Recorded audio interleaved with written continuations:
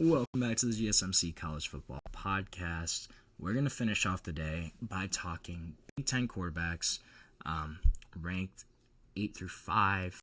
I've kind of gone over the quarterbacks at the bottom of the conference and kind of what I think about that. Going to get into these guys now. The big theme here and this kind of upper middle tier, I would say, is lack of experience. A lot of these guys I kind of ranked where they are based on upside, based on how I think that they're going to do next season in 2025 with the pieces around them, stuff of that nature. So, number 8, this is kind of, I could see it being controversial. I have Bryce Underwood at number 8. Obviously, we have not seen him whatsoever as a college quarterback. We don't know what's going to happen with Bryce Underwood. True freshman, hasn't played a single snap for the Michigan Wolverines, but a guy that when you look at the potential, incredibly tantalizing prospect, number 1 overall prospect in his recruiting class, number 1 quarterback by a long shot, a guy that's 6'4", 210, has an absolute cannon of an arm, is going to have to fight off Mikey Keene for the starting job. Honestly, I could see Michigan doing Mikey Keene for a couple games. That just seems like a Michigan move to kind of start the veteran for a few games. But if they're smart, they hand over the keys to Bryce Underwood pretty much right away and say, hey, dude, this is your offense. This is your team. And we're just going to roll with it. A guy that I can't see how he would be worse than Michigan's situation at quarterback last year.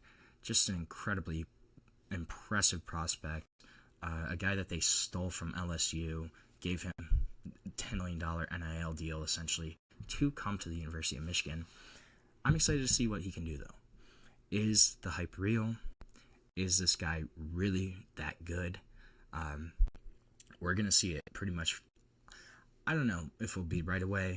I think even if Mikey Keene does start, who transferred in from Fresno State, who is a decent quarterback in his own right, I think even if Mikey Keene does start, we're going to see Bryce Underwood really early. Even if he could even be playing at the same time as Mikey Keene, I could see kind of a sub-package type deal. But this is going to be Bryce Underwood's team. I can see why people wouldn't agree with this, right? I just think the upside here, what he could potentially do for Michigan, they won a national championship with McCarthy, and then last year they had a brutal quarterback situation. They still beat Ohio State with those quarterbacks. They still beat Alabama with those quarterbacks. You had Davis Warren, Alex Orji, Jack Tuttle combined for 12 touchdowns and 13 interceptions. So I don't know if Bryce Underwood can be worse than that, frankly. I think this kid's going to be awesome. I don't know if he'll be awesome right away, but it's going to be soon, I think. At 7, then, I have Nebraska quarterback Dylan Raiola. Again, I said kind of the theme of this section of these Big Ten quarterbacks is youth and upside. Dylan Raiola obviously started every game as a true freshman last year for Nebraska, a kid that's a legacy recruit, really highly coveted, a guy that flipped a couple times throughout his recruiting process, but started every game last season for Nebraska, led them to a 7-6 record. They did beat Boston College in the Pinstripe Bowl, but there were definitely ups and downs from Dylan Raiola last year. Didn't have a 300-yard passing game, did finish with 11 interceptions, which led the Big Ten last season.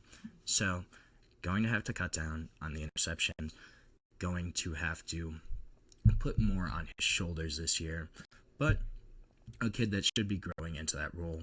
Obviously, got a little boost in terms of experience this past year with being able to start every single game as a true freshman. Obviously, there's going to be ups and downs when you start as a true freshman. There's no way around it. That's just kind of how it goes. Inexperience, lack of playing time, maturity, just a lot of different kind of elements go into being a true freshman starter at the most important position in football. I think Dylan Raiola could really progress in year 2. He's going to be more comfortable in that offense. He's going to be more comfortable kind of taking charge of that Nebraska program, and I'm excited to do it. I think this is a team that's a really big question mark for me because I think Nebraska has a huge range on how their season could go, and a lot of that is probably because of Dylan Raiola. If he struggles again, they might be a 5 or 6 win team, but if he really takes that next step forward, I think Nebraska is an 8 or 9 win team. That's a big kind of gap there, and it's going to be on Dylan Raiola.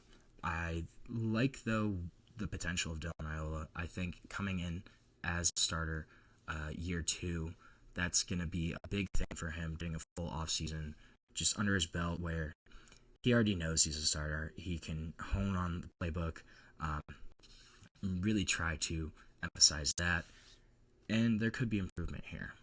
But then the 6th best quarterback, again, another sophomore, but a guy I think is really, really tantalizing quarterback option in Damon Williams Jr. from Washington. Now, this kid has only started 2 career games, so haven't seen a ton of him.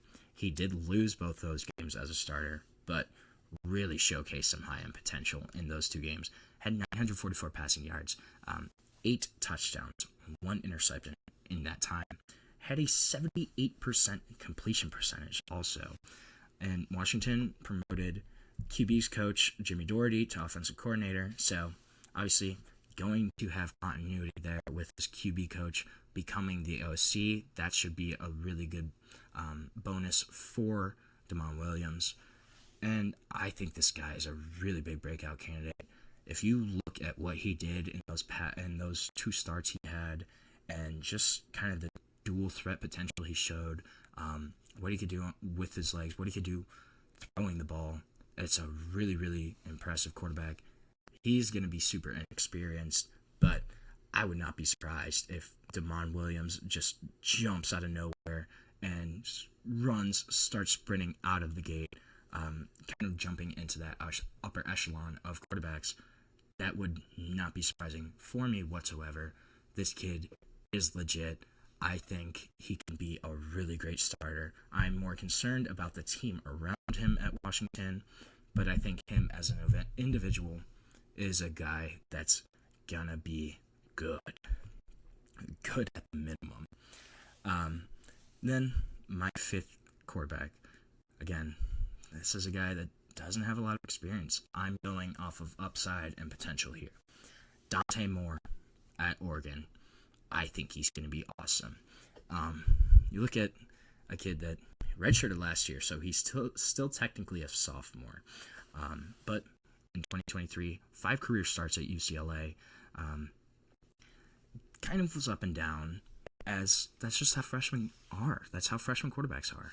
So he had some problems with interceptions in that year at UCLA, but a guy that transfers away, goes to Oregon, sits behind Dylan Gabriel, and Dylan Gabriel played in college forever. I swear, he was like the starter for like 8 years at UCF and stuff. But so, regardless of my little rant there, Dylan Gabriel, a guy that had played college football for many seasons, a guy that knew how to be a successful quarterback in college football. Dante Moore, who, mind you, was a 5-star talent, was a guy that everybody wanted, a really, really high upside quarterback. Dante Moore starts a little bit his freshman year, sits behind one of the most experienced quarterbacks in college football for a year, learns how to be a quarterback, learns how to be a starter, how to prepare, how to do things the right way. And then you pair his 5-star pedigree, his sitting behind Dylan Gabriel, his starts at UCLA, you pair that with the talent that he has around him, Mekhi Hughes coming in from Tulane, DeCorian Moore, the number 1 receiver in the country coming in, and then you have guys returning too on that side of the ball. This is a kid that I think is going to be awesome. They have continuity with Will Stein in his 3rd year as an offensive coordinator. Dante Moore watch out. Watch out for Dante Moore. I think he's going to be really great. Could this be a little too high? Certainly. He could totally flop. And that's the thing with this kind of range of quarterbacks in the Big Ten is any one of them, they could flop. They could completely just fall off the radar. But the upside there for these young kids is huge. Absolutely huge. And it could be a really exciting year for the Big Ten in terms of quarterback play in 2025. So we are going to end our show today with that. Thank you so much for tuning into the GSMC College Football Podcast, presented to you by the GSMC Podcast Network. If you want, please remember to subscribe, follow the show.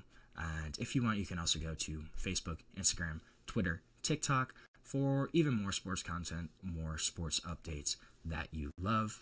Thank you so much, and have a great day.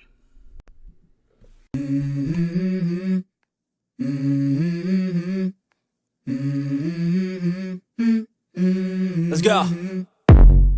I wake up to a little bit of drool on my pillow, feel like it's gonna be a bad day.